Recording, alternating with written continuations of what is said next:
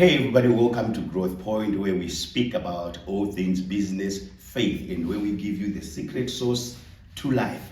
This season is season number 3, where we are talking about young people who are making moves in the marketplace. And our season theme is young minds and brave hearts. Don't miss it.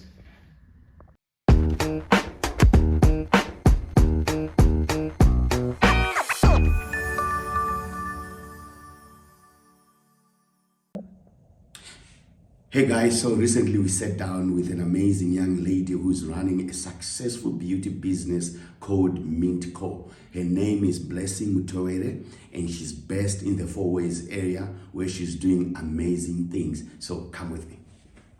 So today I am with Blessing, and I'm so excited. She is making moves in her world, and I'm just gonna give you a little bit of time to introduce who Blessing is. Blessing, welcome. Thank you so much for having me. Blessing is, I don't know how to explain her because sometimes she confuses me too. Wow. But Blessing is basically someone who got moved by circumstances to build herself to like where she is now. Oh, wow. That's how I can put it. Yeah. Wow.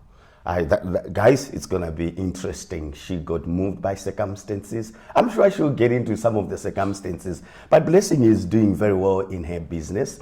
She's a self-starter, and she's doing incredibly well in the beauty business, specifically in the eyelashes. Am I right to say that? Yes. So what exactly do you do? Do you pluck eyelashes? What do you do?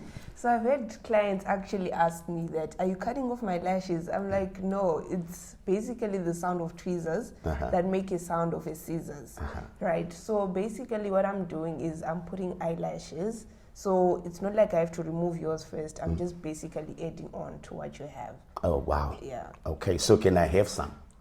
No. So it's a woman thing.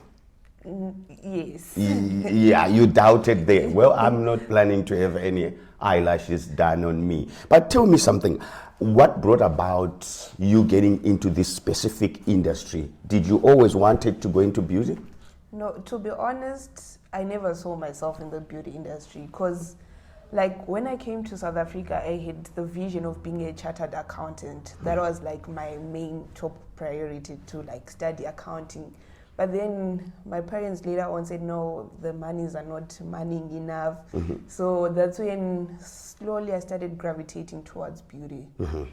That's how I found myself in the beauty. So was it out of a desperate move, or something inspired you to go into that?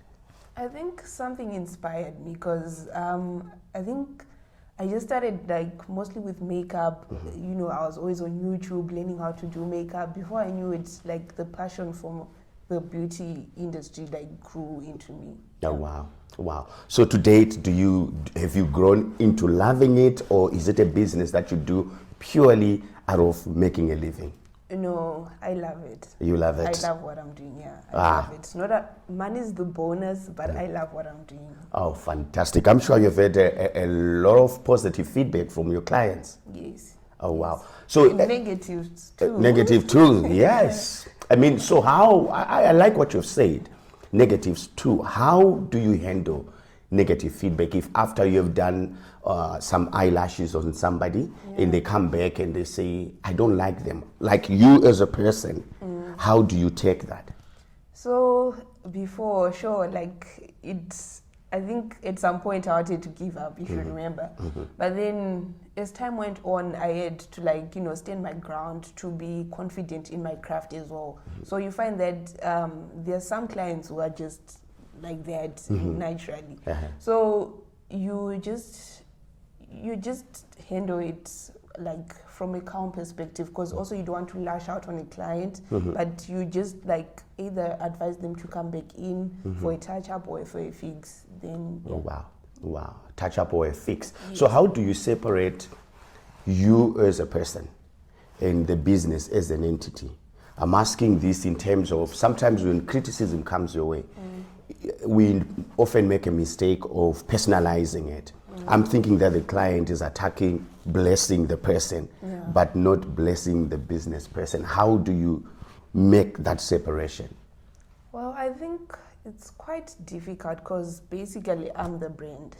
So blessing is The brand. the brand. So when a client comes out lashing, it's to me because I'm the one offering the service. I don't have people working for me yet, but then they come direct to me like, see what you did here.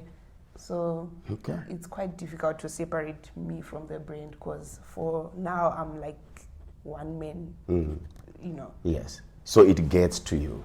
Yes. How do you come back from that? Sure. You know, like that's because sometimes I feel like for me, it's how the person approaches me to say 1, 2, 3, you know. So basically words have more impact. If you approach me in a nice way, then like it doesn't really hit me that much. But then if you come with me like, you know, aggressively, then I kind of like step back and I'm like, oh, you know, then I drag myself, but then at the end of the day, I still need to get up and... Because you are the brand. Yes. You are the brand. Yes. And you have to put bread on the table. Yes. So what's been your biggest challenge since you started your business? I think I would say my biggest challenge is when you think you're rising, then before you know it, life happens, you are hit like 50 steps back when you thought you've made 1,000. Because there are times when like, just when you think you've found the perfect glue and everyone is loving it, there's good retention, people come back like after a month for, you know, a new set, then there's a week when people are just like, my eyelashes are falling, then you're like, oh no. Oh no. So now you like go back to say, okay, like, is it the glue? Is it the temperatures of the room? Things like that. So that always knocks me down. I would like, Wow. So that has been one of those challenges that you've faced as a business person. So it's been more or less a learning curve. Yes, because instead of making a profit, now you're making a loss. Because now people have to come back in for fixes. Then instead of them coming in the time they're supposed to come in, they now come in at a later date. Okay. So, Wow. So it seems like you're not just beauty, there's brains to it as well, because it seems like it's a scientific thing. I'm hearing about glues that have to do with temperature and all of that. yes. Wow. So how do you balance? I know you have a private life, even though you are the brand. Certainly you don't take the brand everywhere you go, or do you take the brand everywhere you go? No, I try to leave it behind sometimes. Okay. Yeah, I try to. So how do you balance your private, personal life and your work? I think, you know, at some point I was working from the house, so you would have clients coming in and out. So then I felt like I didn't have a private life because they are always in the house. So even if you have visitors, then that means they also like greet the visitors, then they proceed into like the appointment. But now that I've managed to like rent a space where now I feel like now, okay, I have a private life because business is where Stays business at should work. be. Yeah. Yes. Then home is home. And like before, I know, okay, if a client cancels, then I just go back into my bedroom. Okay. But now, if a client cancels, it's fine. I can still either wait at work or come back at home. Wow, I want to comment that you have a beautiful space. I've gone there and I've seen clients there. Well done. Thank you indeed growing in your industry. So what one thing or one piece of advice do you believe you should have had before you started? Sure. I feel like I've been mentored well. Well, you were part of that coming up. But then I feel like the one mistake we make is we then focus more on the money than why you started in the first place. So it's basically also about putting God first in your business, because without him then there's even more challenges. So yeah, I would say putting God first would be like the top priority when it comes to like starting a business and being in business. Wow. So I did mention that we do give them secret sources from here and there. Yes. So what would you say is your X factor? I mean, there are thousands of eyelash technicians out there. Yes. What's your X factor? What makes you unique? Well, I think I would say, well, 90% of my clients say my gentleness. Because I've had clients who come in, and before you know it, you're talking to them, before you know it, they're asleep. And they're like, Blessing, you know what, I never sleep in my own house. But when I'm here, the amount of sleep that I have. I remember the one time, one lady wanted to even like pay me just for me to even just continue massaging it just so that she can have a longer nap. Wow. Yeah. Wow. So I think I would say my gentleness. Gentleness, that's your secret sauce. And that you cannot get it from any school, any college, any university. Not. It's just you've got it. So what are some of the life lessons that you can share with those that are aspiring to start their own journeys, to start their own businesses and so forth? I think all I would say is start. Even if you are to do 100 things at once, start. But then eventually you also need to get to a point where you find that one thing that you're good at and master it. Like master it so well that you're well known for that. Wow. Yeah. Wow. Just start. But I so happen to have also background information that you had to study. You had to do courses, you had to go for refreshers. And how important is when you are crafting your craft to continuously learn on how to do it better? Well, it's very important, because you find that the beauty industry is continuously growing. So how we draw our eyebrows today might not be how we're drawing our eyebrows tomorrow. So you also have to have that zeal to want to learn, like continue advancing yourself. Because I remember when I took the eyelash course, it was a 2-day course. And the next week I was starting work. So I had to also like continuously, I remember I'd call my aunt, let me practice on you, do that, because I'm like, oh no, when clients come, it's a different world. So you continuously have to want to learn, or else you remain like stagnant. Because remember, if a new trend comes in now, what are you going to do if you're still stuck up on yesterday's trend? Wow. I love that, continuous learning. And I think one of the things that I honestly wanted to find out from you, what future aspirations do you have for your business? You spoke about you are the brand. Right now you are working for yourself and you are just by yourself. What are your plans for the next 2-5 years time?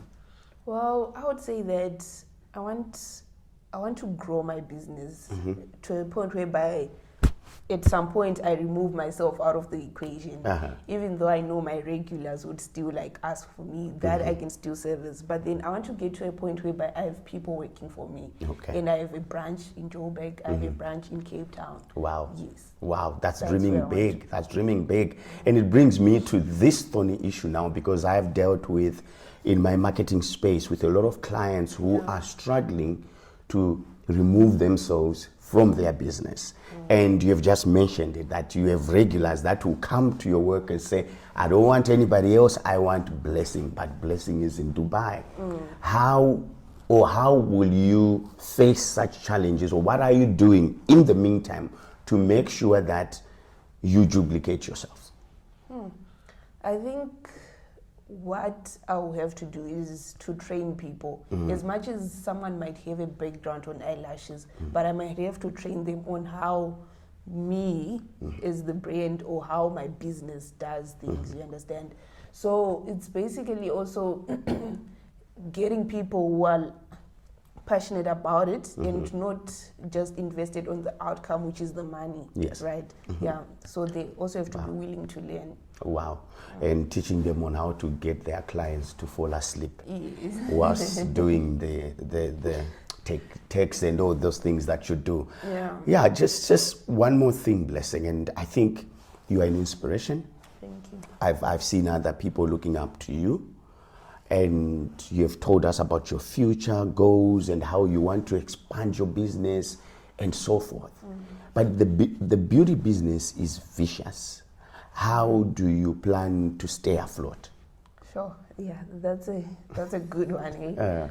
Well, you know, it's easy to get like swayed because sometimes there are quiet days. There are quiet days when you're like, oh no, this is not looking good. But then when you go on Instagram, you see other like places. Someone is saying fully booked.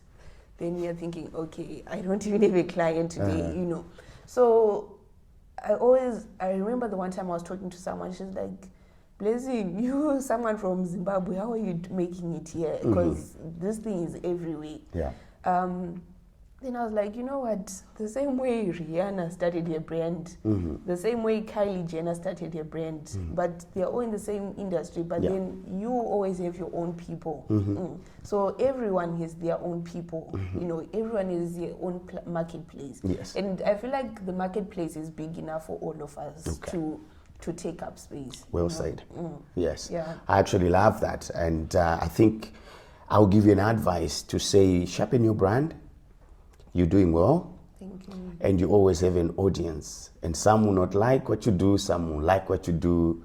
Take it all in your stride and keep going and keep growing. We don't want to take you too long here. We know probably there are some people waiting to have their lashes done. But it's been amazing, and I hope to bring you when you now have 4, 5, 6 branches and we continue to talk about your secret sauce. All right. Thank you for joining us today. Thank you so much. Thank you so much for having me. Awesome. So guys, you have it. This has been Growth Point, and we've been speaking to Blessing, and we got some lessons, guys. We got some insights. We got some inspirations. And if you want to start something, she said it today, just start. Don't look at the competition. Don't look at the market. Just start. So we'll catch you on episode 2 when we continue to talk about the secret sauce in the business, particularly with young people, as we tackle young minds and brave hearts. See you next time. Bye.